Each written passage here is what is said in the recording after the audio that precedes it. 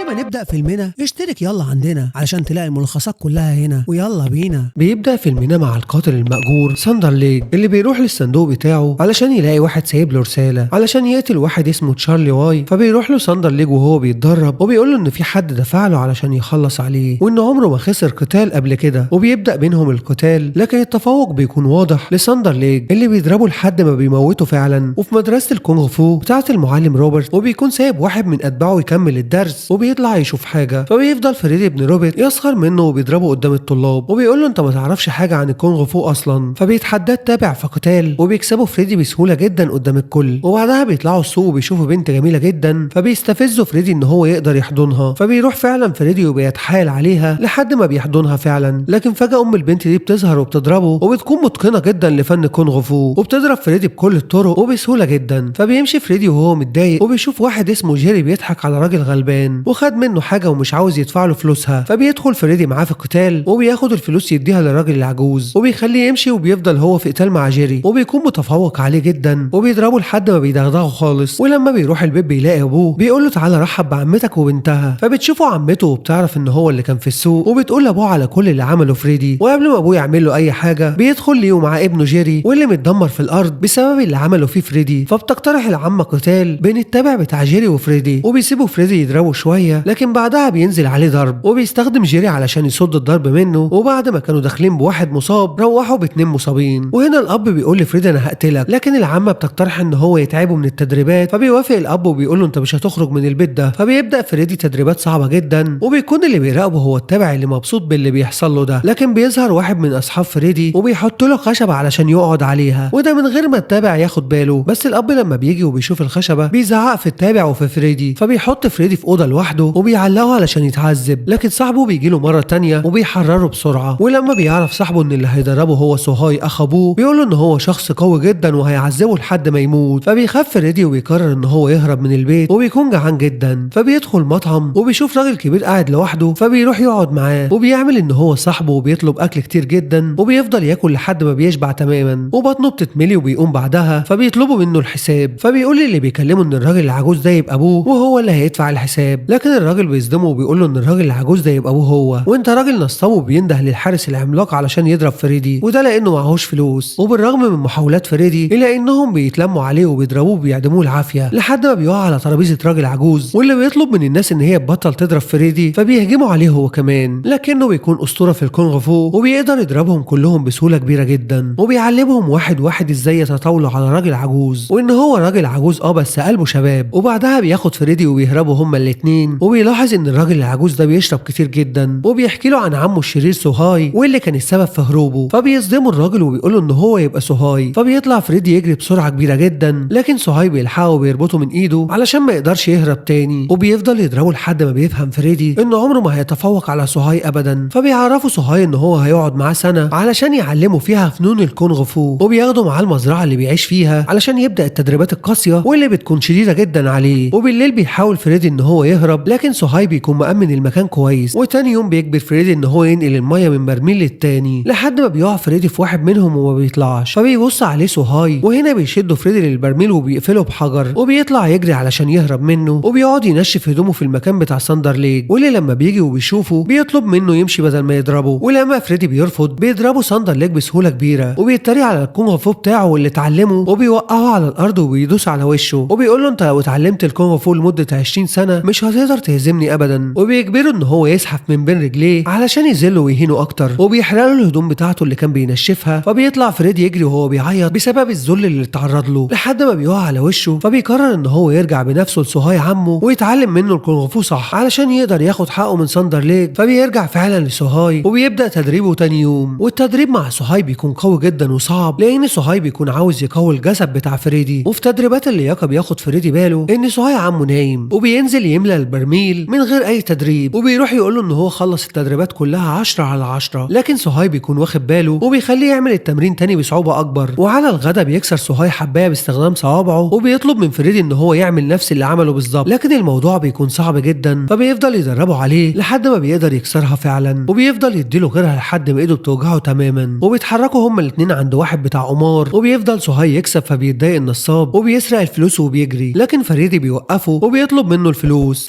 وبيهجم عليه الراجل، فبيساعده سوهاي وبيهزموا الراجل، وبيرجع بعد كده علشان يكمل تدريباته الشاقة مع سوهاي. واللي بياخد باله ان ايده بدأت ترتعش لان الخمرة بتاعته خلصت، فبيطلب من فريدي يروح يجيب له خمرة ويجي بسرعة، وساعتها بيديله فلوس. لكن فريدي بيروح ياكل وبيشتري نص ازازة خمرة وبيملى النص التاني بالمية. وفي الوقت اللي سوهاي فيه بيكون قلقان وايده عمالة تترعش من قلة الخمرة، بيدخل عليه النصاب ومعاه مقاتل. ولما بيعرف المقاتل ان اللي قدامه ده يبقى سوهاي بيقرر ان هو يمشي، لكن النصاب بيقول له ان ده مستحيل يبقى سوهاي لان ايديه بتترعش من الخوف ومن الرعب. فبيقتنع المقاتل وبيهجم على سوهاي فعلا، اللي ما بيكونش في كامل قدرته بسبب ايده اللي بتترعش من قلة الخمرة. وهنا بيوصل فريدي وبيحاول ان هو يساعده لكنه بيفشل. ولما بيشرب سوهاي من الخمرة علشان يستعيد قوته بيلاقيها كلها مية، فبيرميها على الارض وبيطلع يجري هو وفريدي وبيستخبوا لحد ما المقاتل والنصاب بيسيبوا المكان وبيمشوا. فبيقعد فريدي مع سوهاي وبيقول له لو كنت ضربتني كويس على القتال كان زماني هزمت المقاتل ده. فبيضحك سوهاي وبيقول له ابوك معلمك كويس جدا، لكن مع ذلك كان عايزني ادربك لاني بمتلك اسلوب سحري وهو اسلوب التمانية السكارة. وبيقوم علشان يوري له اسلوب كل واحد من التمانية دول، واللي بيعتمد على ان المقاتل يكون سكران وبيخدع المنافس بتاعه انه هيقع خلاص من كتر السكر، لكن هجماته بتكون متوازنة اكتر واكتر قوة. وبيطلب من فريدي ان هو يشرب معاه الخمرة، فبيشرب فريدي لحد ما بيسكر تماما. وهنا بيبدأ التدريب الحقيقي للسكارة التمانية، واللي كل واحد فيهم بيمتاز بتقنية معينة يكسب بيها اي قتال، لحد ما بيوصل لاخر واحدة من التمانية دول وبيكون اسلوب نسائي جدا. فبيعمل فريدي نفسه ان هو بيتدرب عليه لكنه بيتجاهله تماما. وبعد فترة بيروح لروبرت وبيقول له انت ليه ما خليتش الناس تبيع لي الارض بتاعتها؟ فبيقول له روبرت انا عارف ان انت عايز تاخد الارض دي بسبب الكنوز اللي تحتها. فبيحذره ليه ان هو يتدخل في شؤونه مرة تانية وبيسيبه وبيمشي. وبيسيب رسالة لساندر ليج وبيعرض عليه فلوس مقابل ان هو يقتل روبرت. وبيروح فريدي علشان يشتري خمرة، فبيشوف المقاتل اللي ضربهم قبل كده موجود وبيجهز لفرح، فبيتحداه في قتاله وبيفضل يشرب خمرة ويسخر منه. وبيجرب اسلوب السكارة معاه وبينجح فعلا، وبيكون فريدي اصبح اقوى والتقنيات بتاعته بقت اصعب على اي مقاتل، لحد ما بيخليه ينزل وشه في البيبي بتاع البهايم وبيضربه علشان يقع مغمى عليه تماما. فبيروح ياخد ازازتين من الخمرة وبيرجع بيهم لسوهاي، لكنه ما بيلاقيهوش في البيت. وبيكون سايب له رسالة بيقول له فيها ان السنة خلصت خلاص وان لازم فريدي يرجع لابوه ويوري له ثمرة تدريباته. في نفس الوقت اللي بيدخل فيه واحد على روبرت وبيقول له ان ليوي اللي معاه بيحفروا في الارض بتاعت الناس. فبيجري روبرت عليه بسرعة لكنه بيعرف ان ده فخ، وبيلاقي قدامه ساندر ليج علشان يخلص عليه تماما. وبيكون متفوق عليه فعلا في اللياقة وبيقدر يضربه ويوقعه على الارض. لكن قبل ما يقتله بيظهر فريدي وبينقذه، فبيتفاجئ بساندر ليج اللي زله قبل كده. وبيظهر له سوهاي كمان وبيخاف منه ساندر ليج، فبيقول له انا هقعد ومش هشارك في القتال ابدا وهيكون بينك وبين فريدي. وفعلا بيبدا القتال بين الاتنين، ويبان ان فريدي بقى اقوى من الاول بكتير وعمال يشرب خمره وبيستخدم اسلوب السكاره مع ساندر ليج وبيكون متفوق عليه جدا. ولما بيحس ساندر ليج بكده بيستخدم هو كمان تقنيه خطيره جدا بيقدر يضرب بيها فريدي. فبيقول سوهاي لفريدي يستخدم تقنيه الست السكيره، ولكن فريدي بيقول له ان هو ما اتدربش عليها وما بعرفش قلد الستات. فبيفضل سوهاي يديله توجيهات وبيقدر ان هو يعمل اسلوب الست السكيره فعلا، وبيفضل يضرب ساندر ليج بالاسلوب الغريب ده لحد ما بيوقعه على الارض وبيموته علشان يخلص العالم كله من شره. وبيروح بعدها لابوه سوهاي واللي بيكونوا فخورين جدا باللي وصل له ابنه فريدي، وده كله بتعليمات عمه سوهاي. وبيخلص فيلمنا. لو عجبك الفيلم ما تنساش تشترك في القناه وتفعل زر الجرس علشان يوصلك كل جديد.